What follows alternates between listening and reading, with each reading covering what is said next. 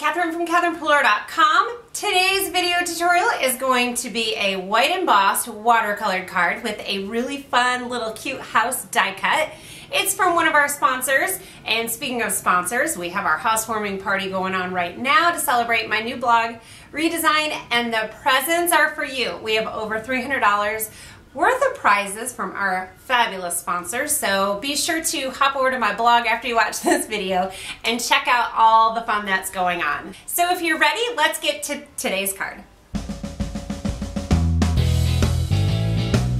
For my housewarming party card, I'm going to be getting inspiration from the graphic. I think this is Coconut or Marshmallow by Basil cardstock. I'll have the link below on my blog and also on YouTube in the description with the rest of the products listed. I'm going to emboss this, so we want to use this little, I'm tongue-tied today. So I'm using this little powder tool, which will deactivate all that static so that little pieces of embossing powder do not stick to places I don't want it to. I'm going to take my Versamark and ink this Hero Arts background stamp. I really wanted some flowers, but I didn't have any good flowers that were speaking to me in my stash, so this was the next best thing here. So I'm just going to ink up my layer here. It's 4 by 5 1/4. Grab my white embossing powder, pour that on, and then I like to just use like a sheet of computer paper or like a little scrap, and then it's really easy to funnel that embossing powder right back into the container. I'll grab my heat tool. You can go straight to the paper if you want, but if you let it heat up for a second, once you hit the paper, it'll emboss a lot faster.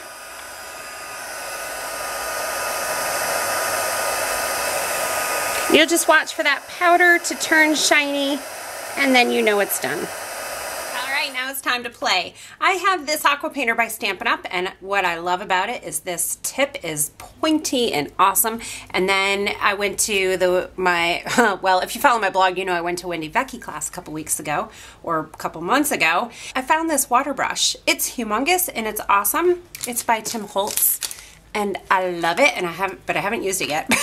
So I love something I haven't used, but I love the idea of it. So we'll see how it works, and if it's going, I don't know, it might be too big for this project, but maybe not. The colors that I'm pulling from the graphic for the housewarming party, I'm doing Peacock Feathers, Spice Marmalade, Festive Berries, and Picked Raspberry. And then I want to do a color wash over this, although I don't think I want, well, I don't know. I might not want the whole thing to, oh my gosh, that is awesome. I was thinking that I might want the colors to dry in between. I wasn't sure if I wanted them to bleed into each other, but maybe I do. Well, let's go with that. Next I'm going to pick up, oh my gosh, that's awesome. Getting some purple there, so let me wipe that off. I'm squeezing the aqua painter to get some more water moving, and I'm thinking that I don't want the entire piece covered.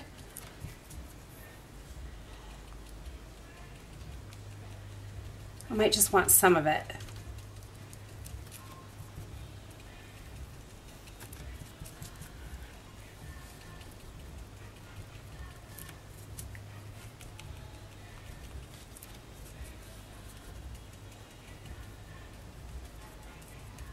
I'm wondering if I want to add a little bit more pink.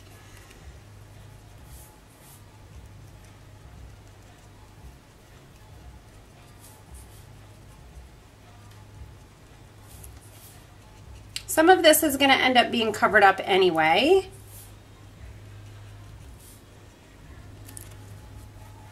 I think I want to pull this off and make it just fade out. I let this dry, and there are parts on here that I think are really pretty, like right in here. So I'm going to take a little bit of time just to drop more color in here in certain places, just to give some more detail to this background. I think probably a lot of it is going to be covered up anyway when I finish the card. I have a few plans for it.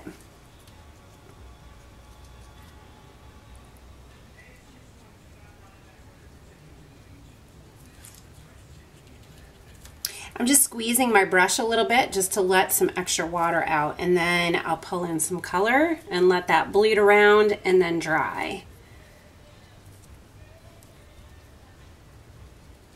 A little paper towel here so I can wipe this off between, just to keep the colors a little bit more true. And of course you don't have to do that if you want more of a mixture of colors. I'm going to just drop some more down in here.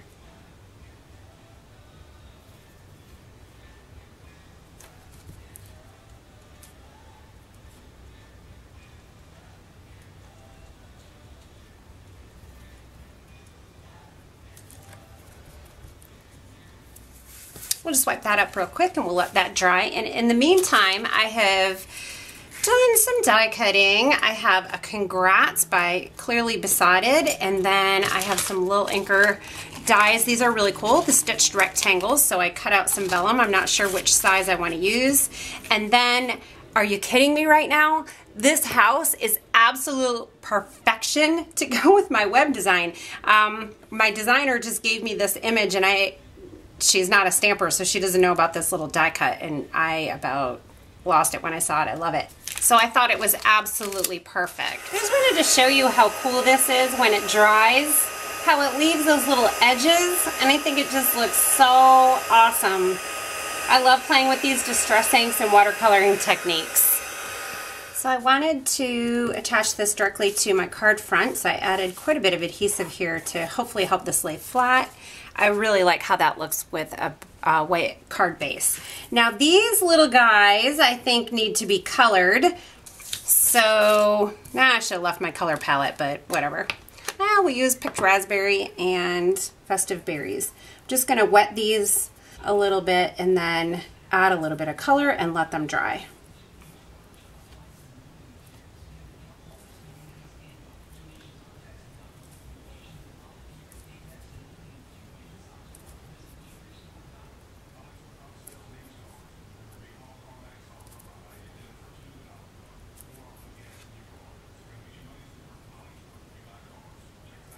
I have all of the pieces ready that I'm going to add to this card, and the one thing that I'm deciding between is whether I want to use this big piece of vellum or this smaller piece.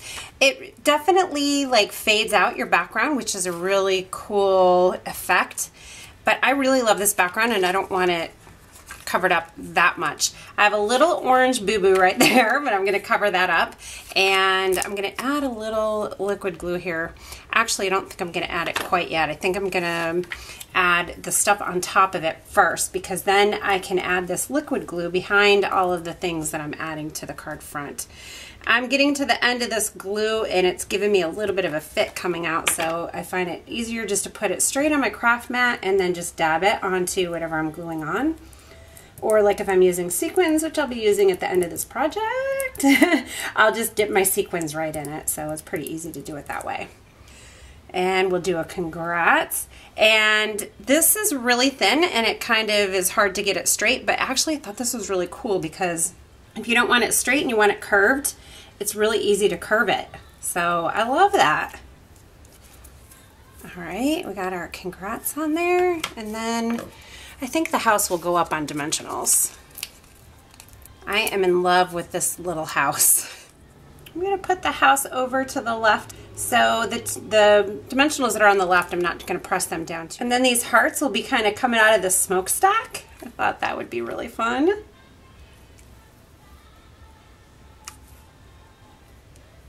Just going to try to add the glue behind this piece.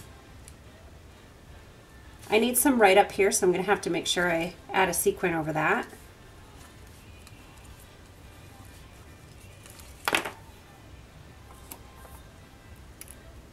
I have some black and clear sequins from Pretty Pink Posh, and we'll just add a few of these here and there. Maybe I'll add one tiny one to each heart. And you know, I have that liquid glue over here, but I can't even see it. And I have this little orange smudge, and that's not really bothering me either. It's kind of hidden a little bit there. And then I'll just add a black and two clear, one big and one small to the bottom, and I think this is about it. I had a really fun time making this card. Hope you guys enjoyed the process here, and you will hop over to my blog and make sure you join in with the celebration for the housewarming party. We have awesome sponsors, so lots of prizes to win. You can participate and enter to win any of the prizes by leaving a comment or entering your very own project. We hope to see your creations. Happy stamping!